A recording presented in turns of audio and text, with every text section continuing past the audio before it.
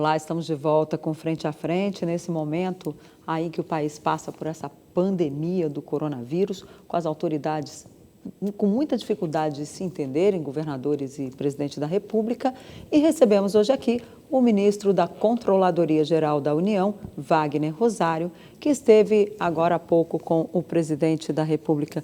Ministro, como é que vai ser esse plano que o senhor está levantando aqui? Qual é a parte da CGU nesse plano que vai ser adotado aí pelo governo para o isolamento vertical que o presidente está propondo aí, pelo menos para os estados que ainda não estão em quarentena? Olha, eu acho que a gente vai ter, iniciamos as reuniões, mas temos uma reunião hoje, ainda não estamos ainda com a definição clara, mas claro que a atuação dos ministros nesse momento não vai ser vinculada somente à pasta dele, vai ser uma experiência de a gente conseguir trabalhar em grupo. Claro que o que a CGU puder auxiliar dentro da sua missão institucional a gente vai fazer, mas a gente sabe que o momento não é necessidade de controle, a prioridade hoje é para a resolução de um problema crítico, que vai precisar de um planejamento muito bem feito, com uma ação integrada entre os diversos entes, estados, municípios, União. Agora, então, nosso trabalho é colaborar. Como fazer essa integração com essa dificuldade aí de relacionamento, digamos assim, entre o presidente da República e o governador de São Paulo e também o governador do Rio de Janeiro, né, João Dória e o Wilson Witzel, que são os estados que concentram hoje o maior número de casos e que estão enfrentando aí mais mortes por essa pandemia? Eu acho que normal, os desentendimentos eles ocorrem, mas existe uma coisa muito maior que um líder público ele tem como meta, que é o respeito ao povo, é a busca do que é melhor para a população, e eu tenho certeza que todos os problemas vão ser superados em prol da população. Ô ministro, há que se ter um horizonte, né? Nós falamos hoje do presidente, da fala do presidente, o senhor está dizendo que haverá um planejamento de como sair e como retomar a economia. No início, ali na abertura, eu falei de 80 bilhões de reais investidos imediatamente, tal, já é um planejamento. Mas qual é o horizonte? Como os senhores estão trabalhando? Primeiro, esse isolamento, já estamos há uma semana. Sim, a gente sabe que a gente vai ter que migrar, ou seja, como fazer as pessoas voltarem a trabalhar e ao mesmo tempo... E qual o horizonte? Quanto tempo? Olha, os planejamentos eles estão em andamento, a gente tem que fechar o planejamento para poder colocar em prática, né? Por exemplo, se a gente vai ter que isolar pessoas vulneráveis... Que seria o segundo passo. Exatamente. Primeiro a gente tem que planejar, primeiro a gente tem que planejar, a gente levantando, isso já está sendo feito, com base nos dados que nós temos do Ministério da Saúde, dos agentes comunitários de saúde, quantas pessoas necessitariam de um apoio, né? A partir daí, correr atrás dos locais. Ou seja, já temos ideias de locais, mas temos que preparar esses locais. Tendo os locais, iniciar o trabalho de transporte dessas pessoas.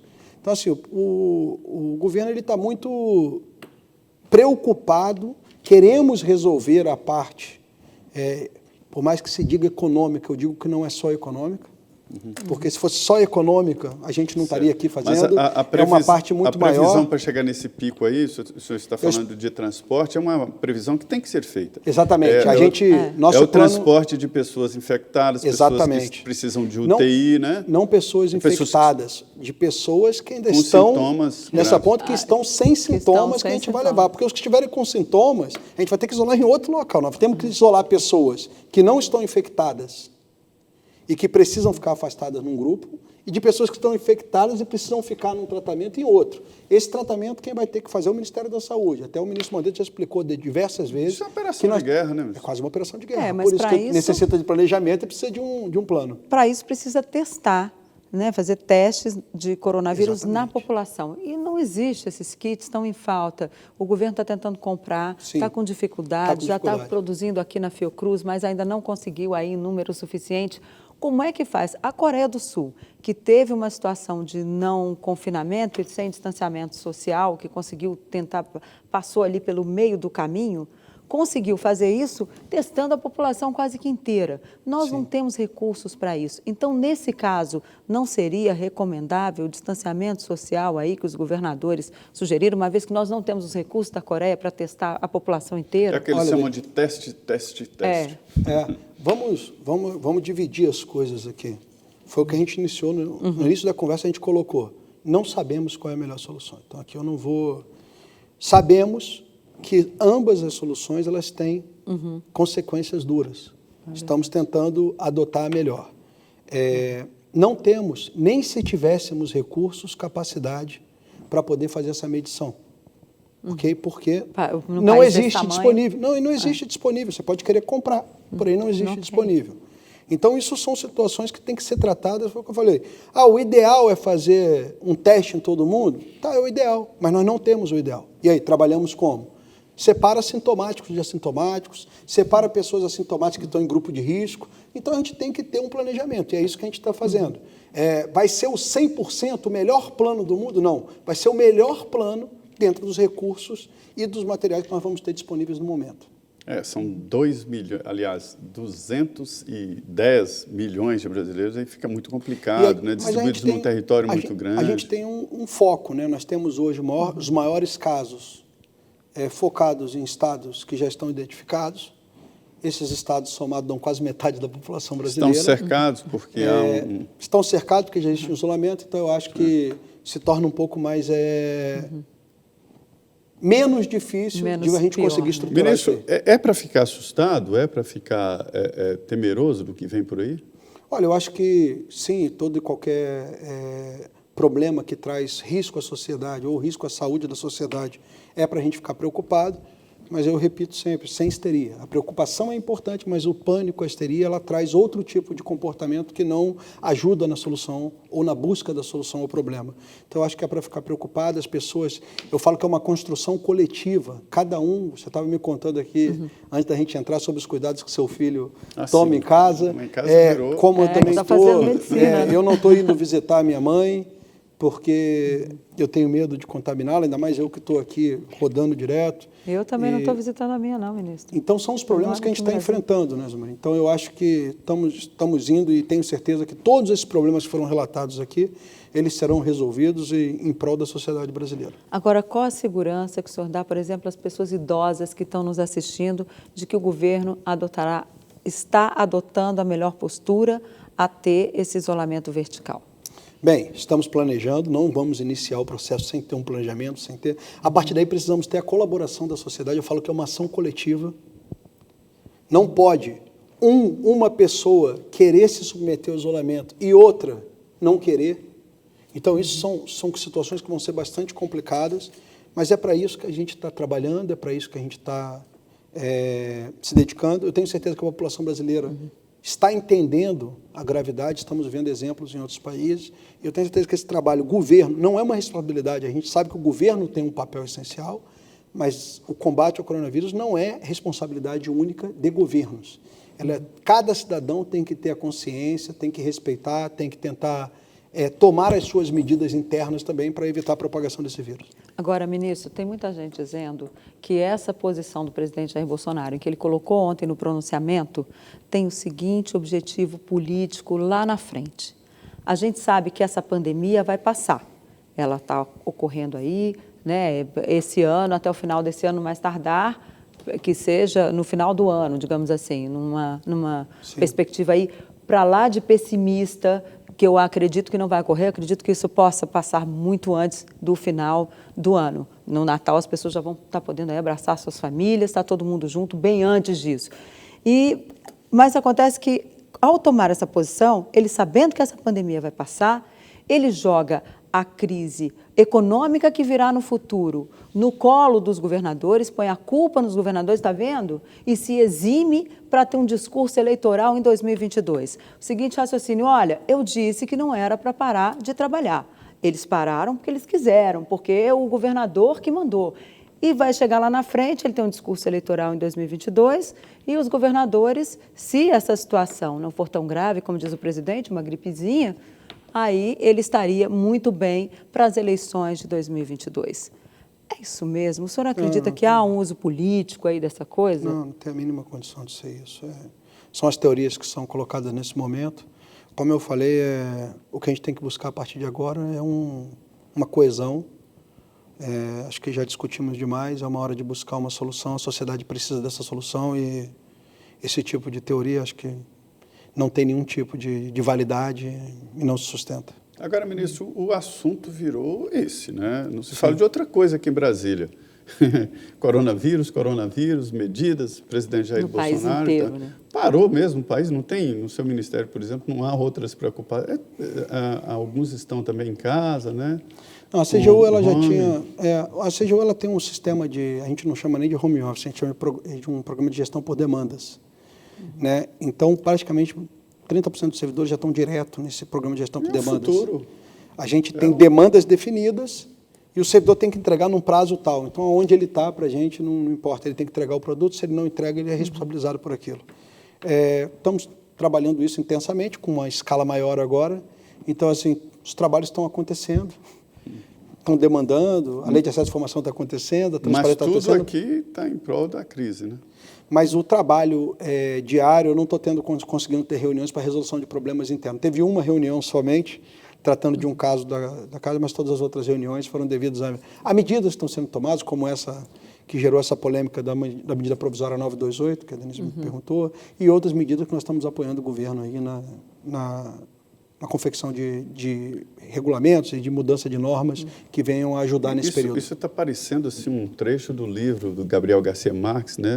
Os 100 anos de solidão, quando tudo para resolver um problema que não existia e que, na verdade, não existe porque ele vai embora e a vida volta normal e todo mundo se olha e diz assim, e agora? Por exemplo, no Congresso Nacional existem demandas fortes do governo, da sua pasta, né, várias demandas, e pelo jeito acabou o ano lá, né, no Congresso Nacional com relação a esses assuntos. Eu espero que não, espero que a gente consiga ir saindo gradativamente dessa situação e aí as pessoas vão começar a pensar em outras coisas. Eu acho que o momento agora, com as notícias que chegam a todo momento de mortes em outros países, isso gera um pânico inicial, as pessoas têm receio, nós temos idosos em casa, nós temos pessoas que estão vulneráveis, às vezes não são pessoas que são saudáveis, mas nesse momento passam por algum tipo de deficiência na imunidade, coisas do tipo, e isso nos preocupa. Né? Então, eu acho que o momento é esse, mas a gente espera que se o país conseguir andar corretamente, a gente consiga sair dessa crise e realmente ande todas as pautas que é o que a gente quer. Eu acho que a crise está impulsionando outros sentidos. Por exemplo, o governo digital. A impressão que eu fico é que o projeto que está no Congresso, está na Câmara para ser votado, já ficou defasado. É preciso aumentar a digitalização. Sim, ficou muito evidente, né? Eu acho que isso traz... Eu acho que as crises, historicamente, países crescem em crises, ou seja, eles caem nas crises e depois nós temos ensinamentos que nos mostram... Né? Então, acho que nós vamos aprender muito com todo esse processo e eu tenho certeza que vamos perder muito, como já estamos perdendo projeções de crescimento, e isso, eu não falo de crescimento numa visão simplesmente econômica, falo de crescimento, inclusive de melhoria de qualidade de vida do cidadão que está na ponta. O seu setor já está bem digitalizado, né? A CGU praticamente ela é 100% digitalizada. Ministro, agora o senhor tem recebido, nesse processo todo aí, muita gente procura a CGU para fazer denúncias, de que falta material disso, falta material daquilo. Nós já temos um sistema de saúde deficiente antes mesmo do coronavírus. Né? Antes do coronavírus desembarcar no Brasil, a população já reclamava muito, e com razão, do sistema de saúde do país, especialmente ali, muita gente acha que, olha, precisa melhorar aqui e ali. O senhor tem recebido muitas denúncias nesse período aí em relação ao sistema de saúde, estados, municípios? Nós criamos um link específico de reclamações sobre o coronavírus. Foram já 1.067, um número que eu recebi antes de vir para cá, manifestações do dia 20 para hoje. 1.077? 1.067. E 67. O senhor pode Isso passar... até as 17 horas de ontem. Hoje, 17 horas, eu recebo um outro... Eu acertei com a equipe que eu vou ser informado de 24 em 24 horas, sempre às 17 horas. Ou seja, além dos números de casos, lá o ranking dos números de casos, a gente também tem agora o ranking das denúncias. O senhor pode passar, por favor, o link aí para os nossos telespectadores, para que eles possam, se tiver alguma denúncia, eles já passarem aí para o senhor entrar na pedir. É só entrar na página da CGU, lá no Fala BR, e lá vai ter um link específico. CGU, foi só ir lá. Fala BR, coloca Fala BR no governo, que é o canal de ouvidoria do governo. Entrando lá, você tem um ícone específico em relação ao coronavírus. Foram 1.067, mas ali tem... As manifestações de ouvidoria se dividem em sugestões, denúncias, reclamações, uma série de coisas. Tem muitas sugestões, pessoas pedindo que o governo aumente linhas de crédito. Então, nós estamos pegando isso, estamos fazendo um relatório, passando para a coordenação que está sendo feita pelo general Braga Neto, para que ele tenha um recebimento. A gente distribui isso para as pastas específicas, para que elas ouçam o que o cidadão está falando, e é uma forma de a gente aproximar a sociedade do governo nesse momento.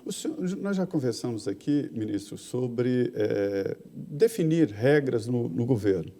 O ministro Wagner Rosário está trabalhando no projeto de definir, regulamentar com regras bem claras o lobby, mas também as agendas dos ministros, né? Que sempre foi um grande debate aqui. Isso andou no governo? Andou. Como é que está o critério de definição de agendas? É porque é o seguinte, eu fui no ministro da Educação, tive que assinar lá o horário que eu entrei, o horário que eu saí. Os ministros já estão tomando medidas, mas nós estamos com... Eu falo isso, até tomo cuidado aqui para explicar, porque eu já estou com esse decreto pronto, vai completar 8 meses, mas eu não publiquei o decreto, não levei ao presidente para ele assinar, pelo fato de que esse decreto ele não tem grande impacto sem um sistema de controle.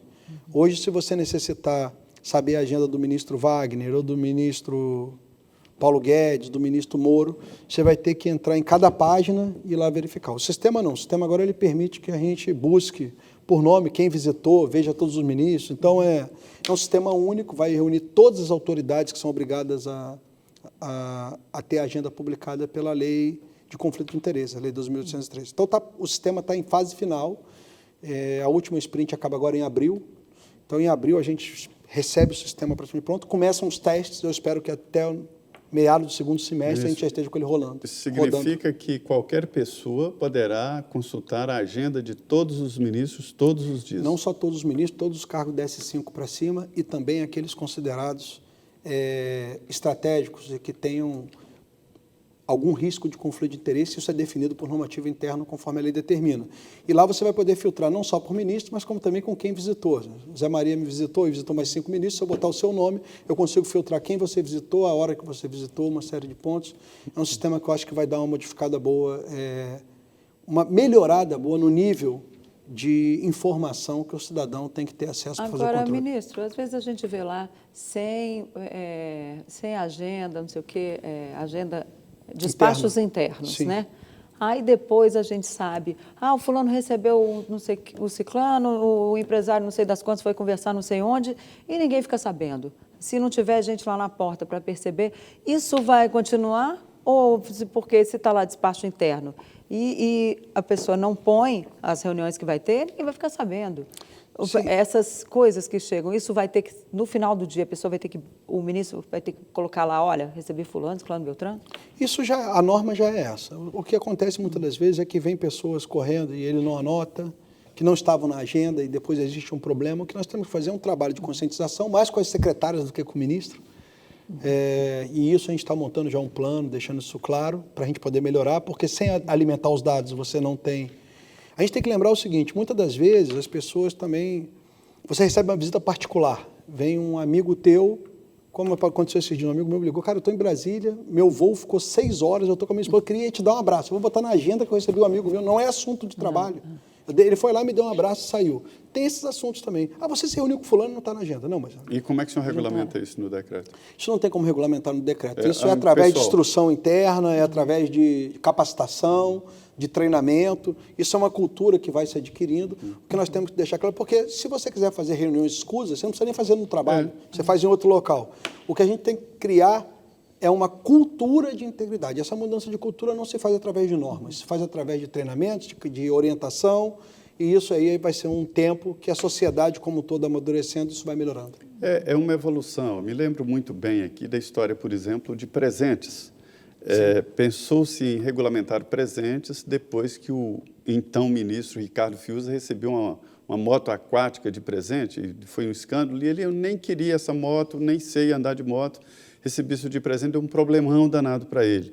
E aí se regulamentou, eu acho que é R$200, né? R$100. Isso mudou a cultura. Por exemplo, cesta de Natal aqui, eram cestas monstruosas e agora ficaram para... Ninguém pode dar um presente para um servidor público acima de R$100. Isso é lei, né? Então mudou a cultura. O ministro começou aqui falando exatamente da mudança ali da proteção ao servidor público. A diferença é a seguinte, um cidadão, ele não é obrigado a fazer nada a não ser em virtude da lei. Ele só é obrigado a fazer algo se a lei mandar. O servidor público é exatamente o contrário. Ele só pode fazer algo se a lei determinar. É por isso que há esse tratamento diferenciado. Nós vamos agora no intervalo, 2 minutos, e já estaremos de volta aqui com o ministro Wagner Rosário.